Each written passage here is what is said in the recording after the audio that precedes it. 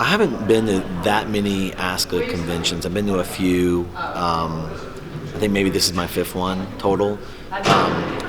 The more I come, the more I see coaches that I've met for maybe last time or maybe five, the first time I went. But you start to develop a relationship with these coaches, and I think it's pretty neat that the best thing I like about ASCA is, I think a lot of the talks are great, but sometimes you're just so limited. A lot of times it's just the conversations in the hallway, the conversations, at the restaurant, or last night I went to a dinner with a couple other coaches, and just having a conversation that, and wherever it goes is where it goes.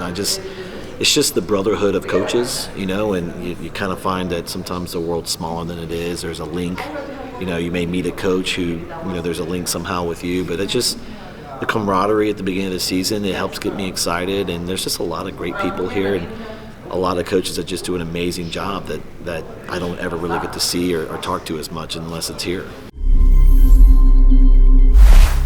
Well, luckily, I got to be more the moderator this time, which kind of takes some pressure off. But it was really just some of the college coaches, Herbie from Arizona State, Brian from Akron, and we had Matt from Cal.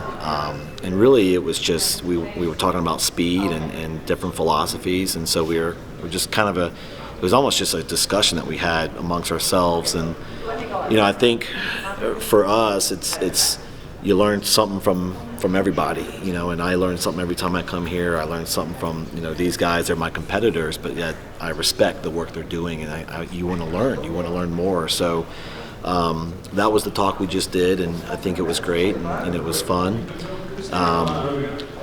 So yeah, it was. It's good to hear them open up a little bit. Yeah, it was interesting. I brought up the concept of, you're starting to see more people practice with fast suits on, and back when I swam, you wouldn't do that at all.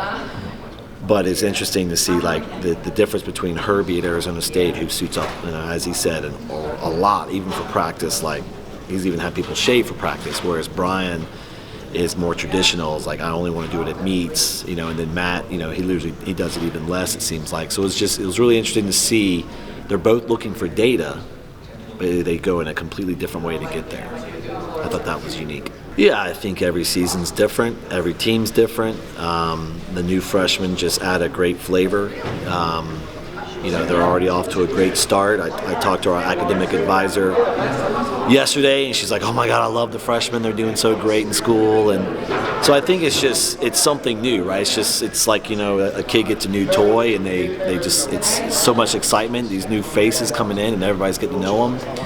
It is interesting to see the competitive side of the freshmen, how they like to push the upperclassmen right out of the gates. That's something I'll always love to see. So yeah, we're excited just to get a new season going and see what these guys and ladies do.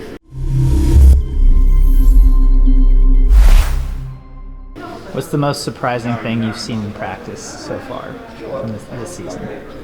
Most surprising thing I saw in practice, we were doing some efficiency work with fins and paddles long course, just some body position work, and we did a couple of descends, and the competitive juices were already flowing. And so we stopped and we just said, okay, let's go in heats. Let's go 100 freestyle with fins and paddles from a push. Let's just go. And right out of the gates, we had a freshman, Michael Cotter, go a 46.4 right out of the gates. And it was like, okay. And then we had a few more go 46. And so it excited the team. Everyone was hooting and hollering during that. It was just a lot of fun to see. Just a freshman stepping up the plate right out of the gates, setting the tone for the group. It was awesome.